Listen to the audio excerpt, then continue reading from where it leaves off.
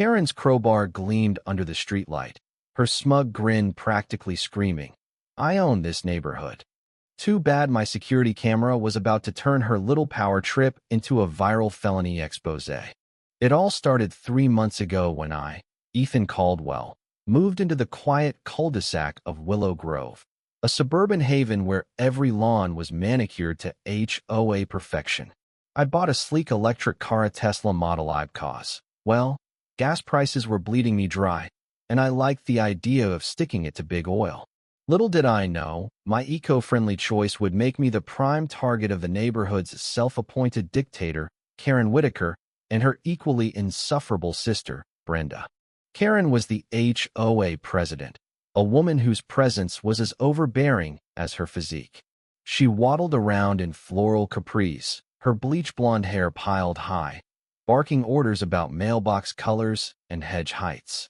Brenda, her shadow, was a carbon copy with a sharper tongue, always trailing Karen like a loyal attack dog. The sisters had a reputation. They didn't just enforce rules, they were the rules. And they hated my car. "It's an eyesore," Karen sneered at the last HOA meeting, her voice dripping with disdain. "All that futuristic nonsense doesn't belong in Willow Grove." Brenda chimed in.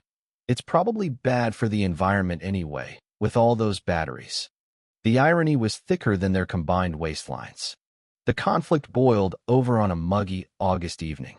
I'd parked my Tesla in my driveway, as always, its glossy black finish reflecting the sunset. I was inside, sipping coffee and scrolling through work emails, when I heard a metallic clang. My phone pinged me security systems motion alert. I opened the app and saw Karen and Brenda, armed with a crowbar and a can of spray paint, circling my car like vultures. Karen swung the crowbar, gouging a deep scratch across the hood. Brenda shook the spray can, giggling as she scrawled "Gas is King" in neon orange. My jaw dropped. These women weren't just petty, they were unhinged. I grabbed my phone and bolted outside, heart pounding. "What the hell are you doing?" I shouted, my voice cracking with rage. Karen spun around, crowbar still in hand, her face a mask of entitlement.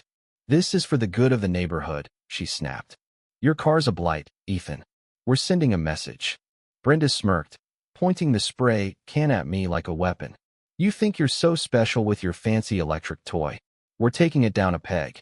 I was livid, but I kept my cool. "You're on camera," I said, pointing to the blinking red light above my garage. Their faces froze, but Karen recovered quickly, scoffing. "Cameras don't scare us. We're the HOA, we do what we want."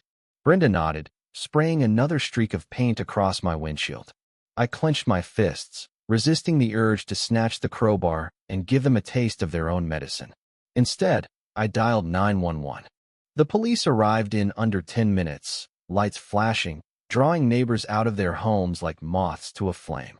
Karen and Brenda didn't even try to run, they were too busy arguing with me about property values and community standards.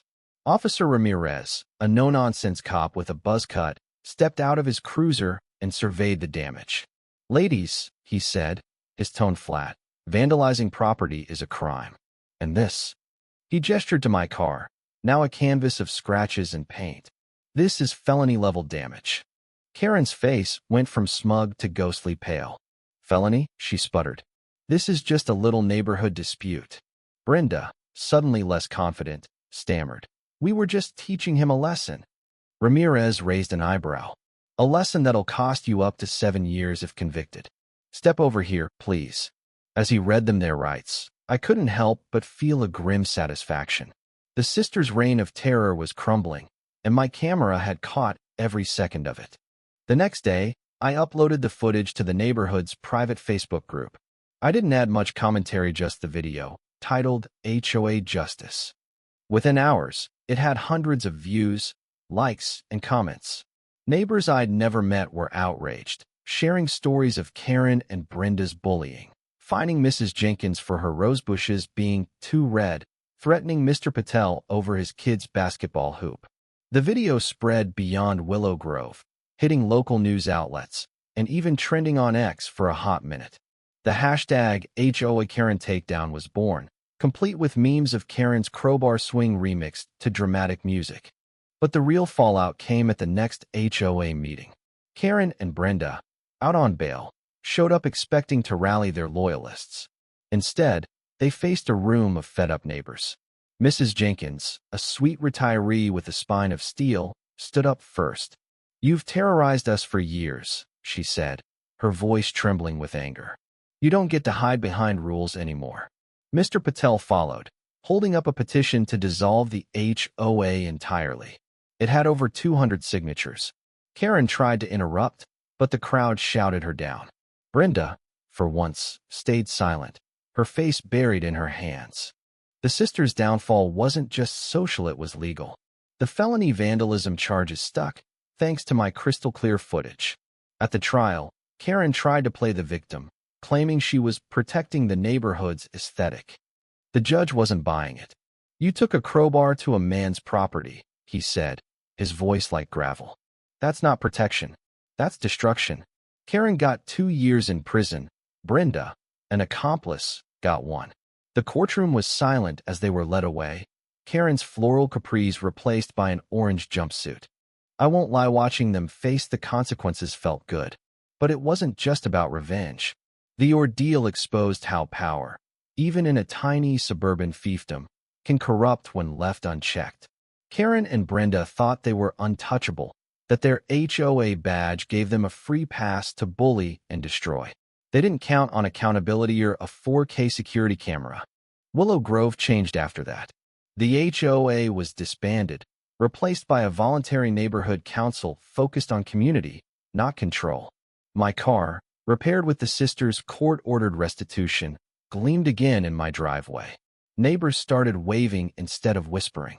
And every time I drove past Karen's empty house, I couldn't help but smile. Karma, it turns out, charges faster than a Tesla. The end.